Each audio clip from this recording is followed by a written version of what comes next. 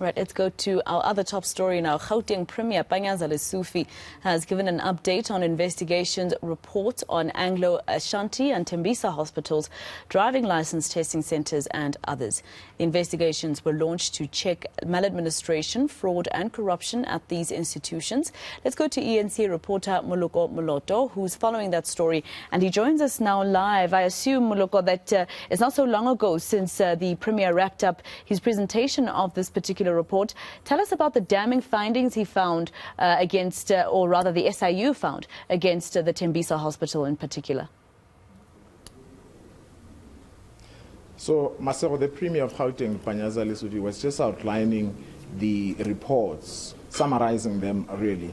The investigations were done by the Special Investigating Unit 1 on the procurement of services and the appointment of service providers at the Tembisa hospital. The Premier firstly pointed out that you would recall that the slain Babita Diokaran, who was killed as she was investigating the procurement processes at Tembisa hospital, there were denials that Babita had actually compiled a report recommending that there be a detailed investigation. So the Premier today confirms that actually such a report was there. Babita had compiled it. So that already deepens or muddies the waters, because it would appear that there were people who possibly were trying to mislead the public. But importantly, the Premier indicated that monies amounting to hundreds of millions, in total about R1 billion, that was paid to service providers, and irregularly so, I must emphasize. And these are about families, 2 families and 2 individuals. They were paid those monies at the height of COVID-19. But let's speak to the MEC of Health and Wellness in Gauteng, Nomantunkomo Ralohoko. Ma'am, the focus here was on the Tembisa hospital. And my understanding is that hospitals, through their CEOs, have this authority to procure services and goods. How confident are you then that in other hospitals, this, what has been happening in Tembisa, was not taking place? I will not say I'm confident, indeed 100% confident, but in the last 3 weeks I called a meeting of the CEOs and the office managers that are responsible for the finances in their hospitals, because we call them finance managers. So all of them, I told them that now we're setting up new ground rules. There must be processes that are being followed. There must be processes of tightening up controls, especially on the finances in the hospitals.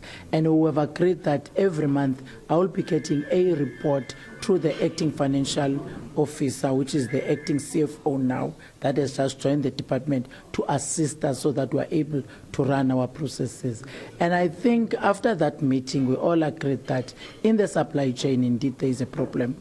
And out of all those problems, anyone that wants to buy anything, the CFO, the COO, and the HOD must be involved in the department in terms of checking and monitoring that work. Because if we don't monitor, definitely there will be some problems.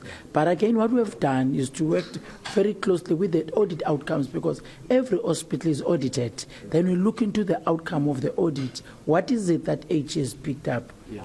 Are you therefore going to institute forensic probes, or recommend that the SIU investigate other hospitals beyond Tembisa? What we are doing now, where we can see that there's some wrongdoing, we're vetting those officials, by the way. All the SCM officials are going to be vetted, but where we'll pick up that there are problems, we'll definitely recommend for investigations through the forensic unit that we have in the Premier's office.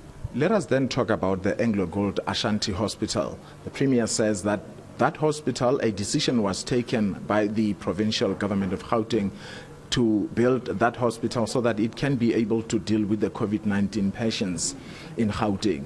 And he says that, in fact, the SIU finds that from the budgeted, initial budget of 50 million rand, now 500 million rand, this is R500 million has been spent on that hospital, yet it is not usable, and no one has been able to account. How did it happen that over a period of a year or two, the money grew astronomically like that, a budget, yet no one, because there ought to be a political oversight, political head in the department. You as the provincial cabinet, how did you miss it? Immediately when we picked up as the cabinet, we decided that the officials that were involved in the building of that hospital, they must account. So 6 officials have been suspended, and I think Premier's report was talking to that. So there are processes that are being done to make sure that we follow up on those and we recover the money that was supposed to be used, that was not used correctly in that hospital, which is Anglo-Ashanti. And you can see now that we can't even utilize that hospital because of the environment where the hospital is. I think he identified quite a number of issues that makes us not to go there. But I want to assure the citizens again, we have Carltonville Hospital that is 10 kilometers away from Anglo-Ashanti. So we will be utilizing that Carltonville Hospital because at least it's 58% occupied. Yeah, but for this expenditure, no one, particularly politicians so far, have been identified to account, right? The process is still going to be followed. The report is out now. Definitely once that report is out, there will be processes that are going to be done, which I'm sure Premier will want to know what happened where and what needs to be done after that. Let's then conclude by talking about the decision of the provincial government to close altogether, cut your ties with the Kempton Park Hospital. It's been a white elephant for nearly 20 years or so. And you continued as the government to guard that particular hospital, paying money. The Premier is saying that in order to refurbish that hospital, it would cost anything between 300 million rand and 400 million rand, and that's what you're not prepared to do. Yet you are saying you will identify a site in Kempton Park to build a new hospital, which will cost more or less the same amount. I mean, history tells us in South Africa that seldom do we keep to the initial budgets. Chances are you might even exceed that money if you were to build a new hospital. Why can't you say we have a structure now, let us refurbish it, and we try to keep to the budget? All that will give it to the Department of Infrastructure Development. They will decide if they build that new hospital or will look for other people that can utilize the hospital for something else. But on our side, there are plans in place that will reveal to you so that we can ease up the pressure at Tembisa Hospital that we'll be utilizing soon.